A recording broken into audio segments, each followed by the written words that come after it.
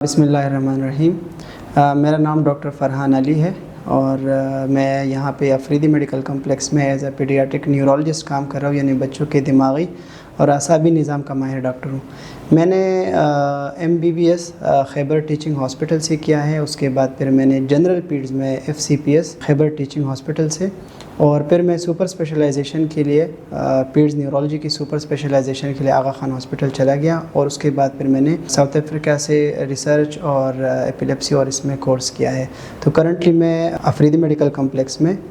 پیر سے لے کے جمعے تک بیٹھتا ہوں، 3:30 بجے سے لے کے شام کے 7:30-8 بجے تک۔ بچوں میں مرگی جو ہے بہت کامن ہے،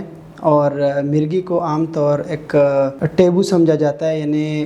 کسی کو مرگی ہو تو اس کو معاشرے کا ایک ناکردہ فرد سمجھا جاتا ہے۔ ہمارے حساب سے مرگی جو ہے یہ جھٹکا یا دورہ۔ جھٹکا کا مطلب جس میں پورے جسم وہ لرزتا ہو، دورے کا مطلب کہ جس میں بچہ بے ہوش ہو۔ ہمارے لیے ایک عام سی کنڈیشن ہے،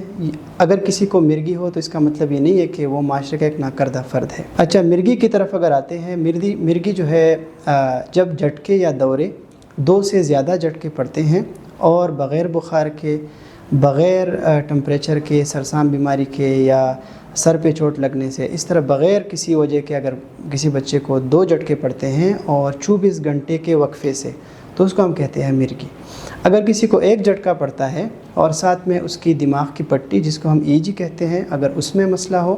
یا MRI کہتے ہیں ہم اس کو، اگر اس میں کچھ مسئلہ ہو، تو 1 جھٹکے کو بھی ہم مرگی سمجھتے ہیں۔ مرگی کو لیول کرنا ضروری اس لیے ہے کہ اس کا علاج جو ہے وہ بر وقت ضروری ہے، اور علاج 2 سال کے لیے ضروری ہے۔ بغیر علاج کے مرگی کے دورے بار بار آنے کے چانسز ہوتے ہیں اور زندگی کو خطرہ لاحق ہو سکتا ہے۔ اچھا، مرگی کی جو ہے بہت سارے وجوہات ہو سکتے ہیں۔ بچوں میں نسبتاً مرگی زیادہ ہے ایز کمپیئر ٹو ایڈلٹس، بڑوں کی نسبت۔ دیکھیں، پیدائش سے ریلیٹڈ، مطلب پیدائش سے پہلے، پیدائش کے ٹائم پہ یا پیدائش کے بعد اگر بچہ روتا نہیں، دماغ کو آکسیجن کی کمی ہوتی ہے یا شوگر کی کمی ہوتی ہے، تو اس میں دماغ کا تھوڑا سا حصہ ڈیمیج ہو جاتا ہے، اور بعد میں جا کے اس سے بار بار جھٹکے آنے کے چانسز ہوتے ہیں، جس کو ہم کہتے ہیں مرگی۔ اس کے علاوہ اگر کوئی بچہ پیدائش پہ صحیح تھا، مطلب اس کے کوئی ایشوز نہیں تھے، بعد میں جا کے اس کو 3-4 دنوں میں یا 10 دنوں میں جھٹکے شروع ہوئے،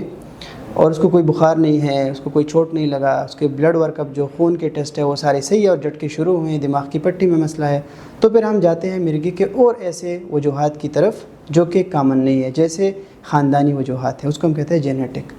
یا کچھ خون میں نمکیات کے ایشوز ہوتے ہیں، ٹھیک ہے، اس کو ہم کہتے ہیں میٹابولک کازز، ٹھیک ہے،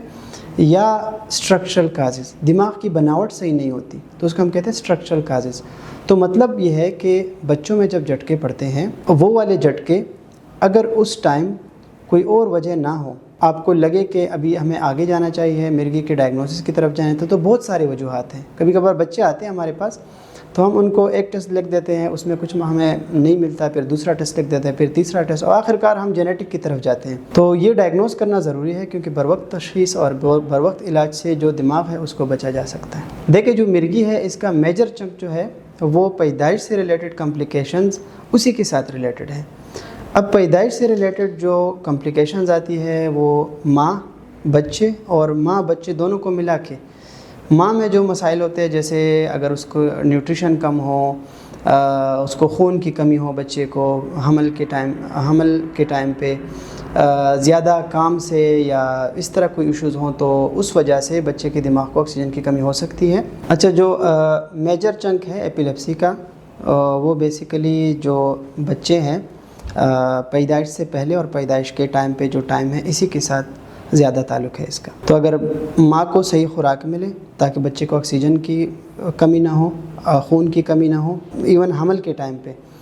اور اس طرح ٹائم پہ الٹرا ساؤنڈ ہو تاکہ ہم یہ دیکھ لیں کہ کہیں بچے کا ناف جو ہے وہ گلے کے اراؤنڈ تو نہیں ہے کہ اس کو خون کی کمی نہ ہو، تو بر وقت الٹرا ساؤنڈ اور ان چیزوں کا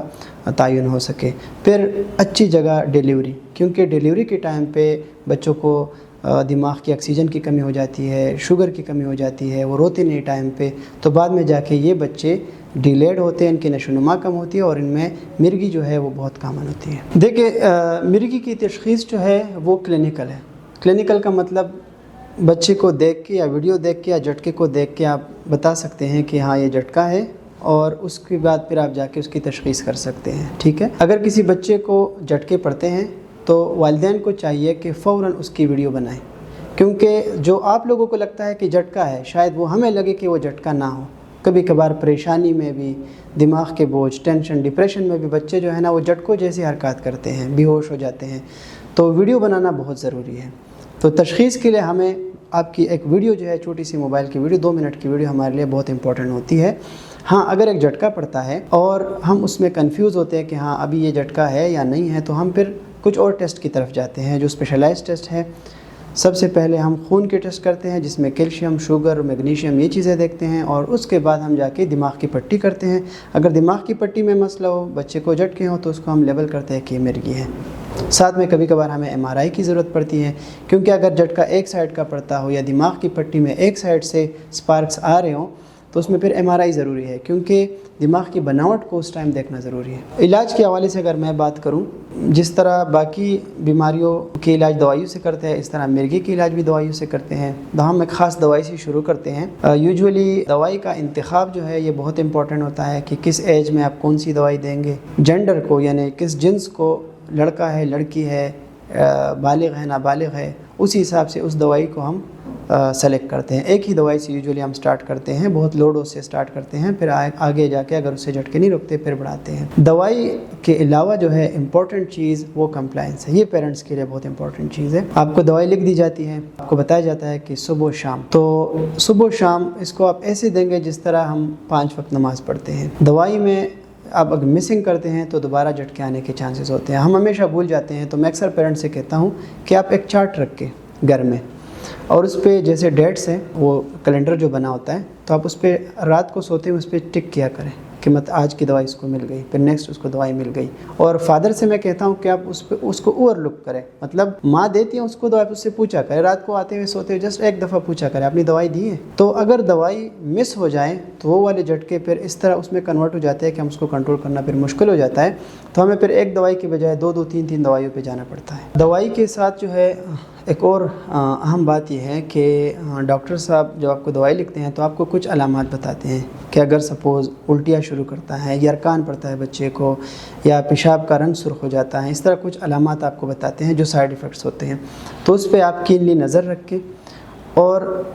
ٹریٹمنٹ کے سائیڈ ایفیکٹس کے علاوہ آپ بچے پہ بھی نظر رکھیں، کیونکہ کسی بھی ٹائم بچے کو جھٹکا ہو سکتا ہے۔ تو اس طرح ایکٹیویٹیز جیسے اگر وہ تیرتا ہے، سوئمنگ کرتا ہے، یا سائیکل چلاتا ہے،